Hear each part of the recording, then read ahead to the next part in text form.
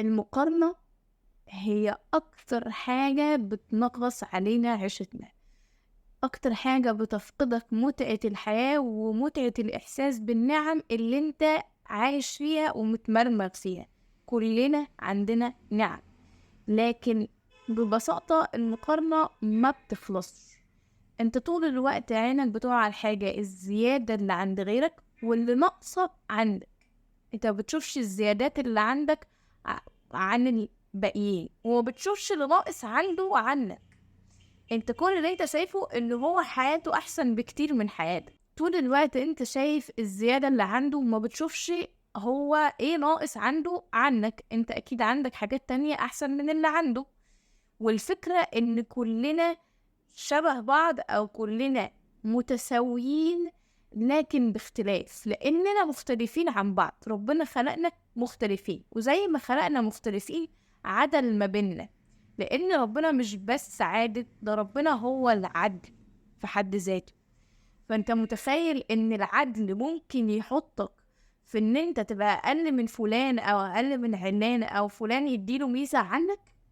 اكيد مديك حاجة مختلفة عن اللي عنده، اكيد مديك ميزة زي ما مديله ميزة، لكن انت بس مركز ان انت تشوف اللي عنده وما تشوفش اللي عندك. والفكرة هنا انك مش بس بتبذل مجهود جبار جدا عشان تواكب الشخص اللي انت بتقارن نفسك بيه او تواكب كم المقارنات ديت، إلا إنك كمان بتسحل ناس معاك ملهمش أي ذنب، زي ولادك أو شريك حياتك أو الناس اللي في حياتك عموما، في إن هم يتحطوا معاك في نفس المقارنات، مع إن هم ملهمش أي علاقة بالموضوع ولا عايزين يتقارنوا بحد أصلا.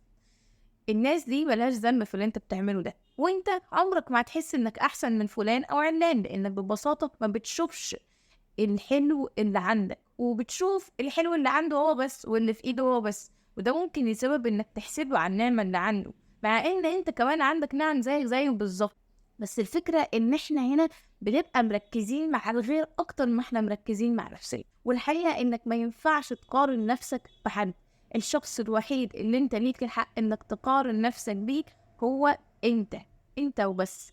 انك تزعل ان انت مش احسن من نفسك السنة اللي فاتت، هنا هتبدأ تزعل. انا ما ترقيتش ليه؟ انا ما اشتغلتش على نفسي ليه؟ انا ما اتطورتش ليه؟ انا شخصيتي لسه مش احسن ليه؟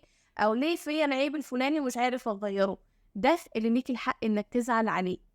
انما فكرة انك تفضل تقارن نفسك ما بينك وما بين الغير، ده هيخليك كاره نفسك طول الوقت، مش حابب ومش متقبل العيشة اللي انت عايشها، وبالتالي عمرك ما هتحس بالرضا وعمرك ما هتبطل تعمل مقارنات. انت محتاج تركز مع نفسك اكتر ومع تفاصيلك اكتر ومع النعم اللي انت عايش فيها، واكتب كل يوم ان انت حاسس بامتنان لوجود ايه في حياتك بأبسط الحاجات.